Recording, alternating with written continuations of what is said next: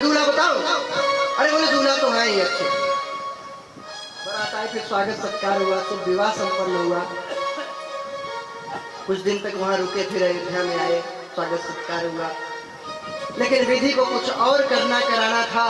कैकेयी को माध्यम बनाया। सरस्वती की प्रेरणा से मंथरा की बुद्धि विकृत हुई। 2 वर के माध्यम से, एक वर भरत जी की राजगद्दी और दूसरे वर में भगवान रामचंद्र जी का 14 वर्ष का वनवास मांग लिया।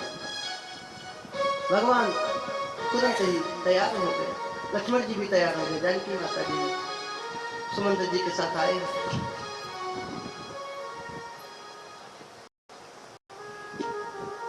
तमसा के तट पे आए सोए हुए। अवधवासी भी साथ में आए तो उनको छोड़ के निकल लिए। लक्ष्मण जी ने देखा है कि अवधवासी सो रहे थे, इसलिए प्रभु भैया ने छोड़ दिया। मैं अब जीवन में सोऊंगा नहीं जब तक भगवान के साथ रहूंगा, नहीं कहीं मुझे भी न छोड़ के चले जाए। केवट का प्रसंग, महाराज भरद्वाज ऋषि का प्रसंग, वाल्मीकि जी का प्रसंग, चित्रकूटवास, वहां निवास, विराट इत्यादि का वर्ग, अनसुईया जी के पास जाना, अत्रि जी के पास जाना, सर्वंग सुदीक्षण पर कृपा, फिर अगस्त ऋषि से मिलना, और पंचवटी में निवास। वहां शूर्पणखा वासना के रूप में आई हुई थी। शूर्पणखा किसे कहते हैं? जिसका नाखून सूप जैसा बड़ा हुआ हो। आजकल फैशन है, हाँ, अंग प्रदर्शन। जैसे दुकान देखे हो ना, शीशा लगा रहता है, अंदर की सब चीज दिखती रहती है कि यहाँ पे क्या काजू है, बादाम है, मंजर है, क्या है, मिठाइयाँ हैं। वैसे ही हम लोग अंग प्रदर्शन कर रहे हैं। ऐसे कपड़े पहने, पेट पीठ नाक मुंह सब दिखे, जो नहीं दिखना चाहिए वो भी दिखे। ये सब शूर्पणखा का काम है। नाखून बड़े बड़े बढ़ा लिया, असभ्य वस्त्र पहना है। हमारी भारतीय बहनें नहीं हो सकती। शूर्पणखा की औलाद ऐसा करती है, और ऐसे लोग बिना नाक कान कटाए रह नहीं सकते। उनका नाक कान जरूर करता है। अरे कोई वस्तु हो क्या? आप लोग रत्न है, हीरा है। आप ही के गर्भ से संत महापुरुष जन्म लेते हैं, आप ही के गर्भ से महापुरुष जन्म लेते हैं। भगवान तक को आप बुला लेती हैं, और आप लोग अगर असभ्य वस्त्र पहनेंगे, असभ्यता पूर्ण व्यवहार से रहेंगे, तो हमारी आने वाली पीढ़ियां बिल्कुल विकृत हो जाएंगी, सब असभ्य जन्म लेंगे। इसलिए आप लोगों का सुरक्षित रहना बहुत जरूरी है। आप लोगों को सभ्य रहना बहुत जरूरी है। अच्छा, कहते हैं आदमी को कोई नहीं कहता। अगर आप लोग अच्छी हो जाएंगे तो बताइए, आदमी औरत के साथ ही तो भद्रता करते हैं। जब औरतें सब सही हो जाएंगी तो आदमी घूमते रहे पागल की तरह, निकाल ले, क्या कर लेंगे बताइए? या आदमी सही हो जाए तो औरतें क्या कर लेंगी? एक को तो सही होना पड़ेगा। तो शूर्पणखा का नाक कान काट के रावण को चुनौती दिए, खरदूषण का वध किए। रावण भी मारीच के साथ आया है, मारीच हिरण बना है। माता जानकी असली रूप से अग्नि में प्रवेश कर गई, अपनी छाया दे गई। ये बात और कोई नहीं जानता। लक्ष्मण हूँ यह मरम न जाना, जो कछ चरित्र रचा भगवाना। जानते थे भगवान की स्वर्ण हृदय मारीच ही है। हिरण मारने थोड़ी गए थे, इसके पहले भी कोई हिरण मारे थे, तो जानते थे मारीच है। उसका वध किए, और इधर रावण, लक्ष्मण जी रेखा खींच के गए थे, लेकिन रावण छल किया है। जानकी मां बाहर आई है। इससे क्या शिक्षा मिलती है? जब कोई स्त्री अपनी मर्यादा की रेखा से बाहर